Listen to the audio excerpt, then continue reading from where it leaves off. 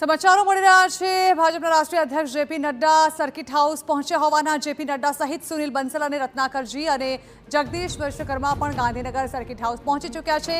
Circuit house બાદ મુખ્યમંત્રી સાથે પણ એક બેઠક અપેક્ષિત છે।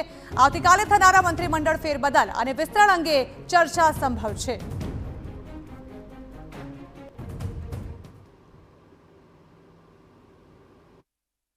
અત્યારે અમે પહોંચ્યા છીએ ગાંધીનગર સર્કિટ હાઉસ અને ગાંધીનગર સર્કિટ હાઉસની જે ગતિવિધિઓ છે તમે જોઈ રહ્યા છો।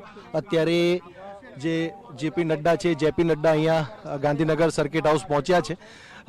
રત્નાકરજી અને સાથે જ સાથે જે જગદીશ વિશ્વકર્મા અને જે સુનિલ બંસલ છે તેઓ પણ અહીંયા પહોંચ્યા છે અને અહીંયા પહોંચ્યા બાદ તેઓ મુખ્યમંત્રી સાથે મુલાકાત કરવાના છે અને જે મંત્રીમંડળ ફેરબદલની આખી વાત છે અને એ જે વિષય છે આખો એમાં આવતીકાલે જે પ્રકારે શપથવિધિનો કાર્યક્રમ છે શપથવિધિના કાર્યક્રમને લઈને શપથવિધિ થવાની છે એમાં 11:30 ત્યારે એમાં આપ જોઈ પણ રહ્યા છો કે જગદીશ વિશ્વકર્મા અને પી રત્નાકર જે છે અને સુનિલ બંસલ સહિત જેપી નડ્ડા જે છે અત્યારે સર્કિટ હાઉસમાં અંદર પ્રવેશ્યા છે।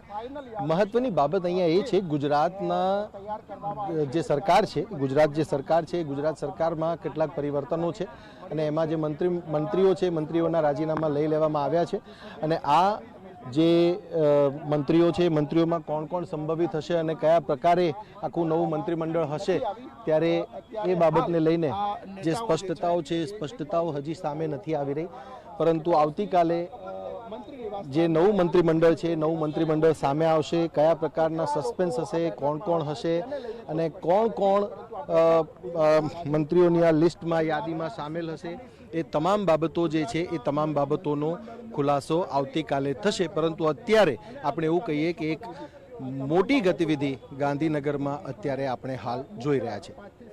કેમેરામેન ઇમરાન શેખ સાથે સચિન પાટીલ, TV9 ગાંધીનગર। તો જેપી નડ્ડા પણ પહોંચી ચૂક્યા છે સર્કિટ હાઉસ અને હવે એવી શક્યતાઓ વ્યક્ત કરવામાં આવી રહી છે કે જેપી નડ્ડા પણ એ બેઠક એક યોજાશે અને તેમાં ભાગ લેશે। અપેક્ષિત આ બેઠક છે।